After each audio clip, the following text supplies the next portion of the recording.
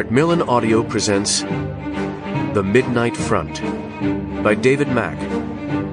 Read for you by Robert Petkoff.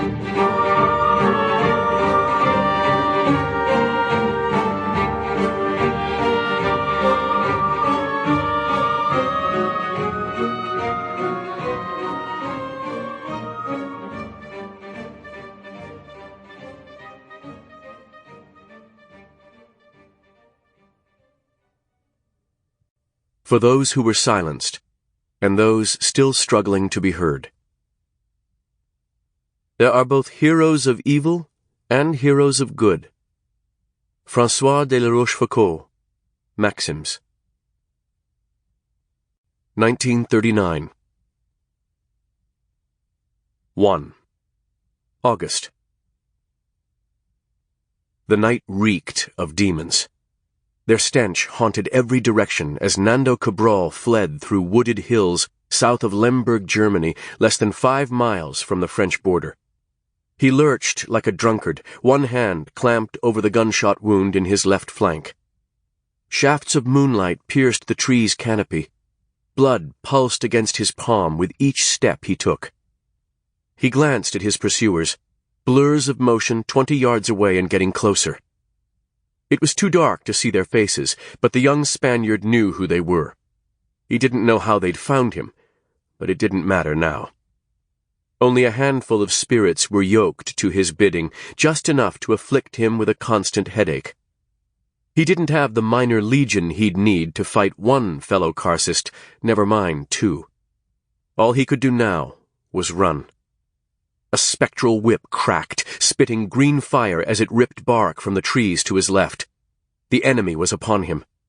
All hope of reaching France abandoned, Nando turned and steeled himself for battle. His foes moved like wraiths over a dozen meters apart. To split my focus, Nando reasoned.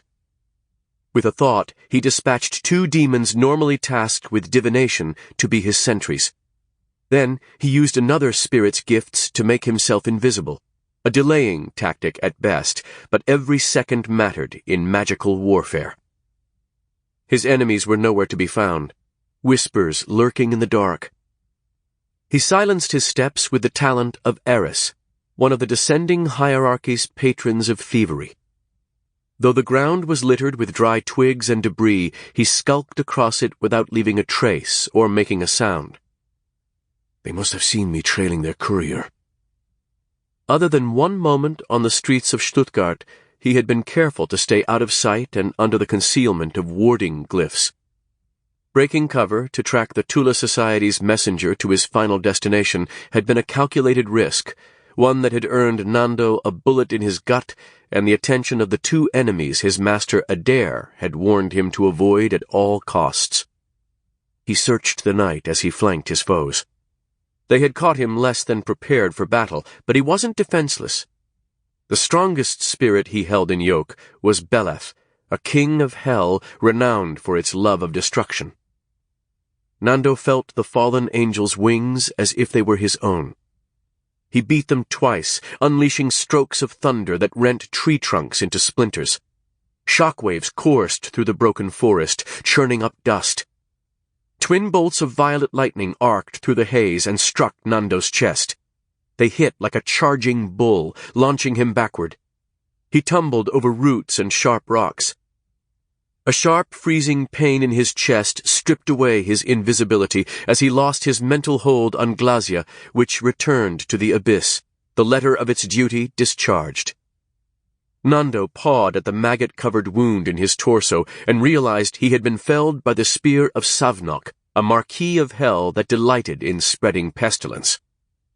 Movement, on his right. He lashed out with a demonic blade against which no armor could stand, only to see it deflected. A darting form on his left. Nando made the trees his soldiers, their limbs lashed out to seize a red-haired young woman. Within seconds she was snared, an oaken branch coiled around her throat and clamped over her mouth. Nando commanded the trees, "Tear her." A fireball swallowed him whole. It was a strike from a... Sample complete. Ready to continue?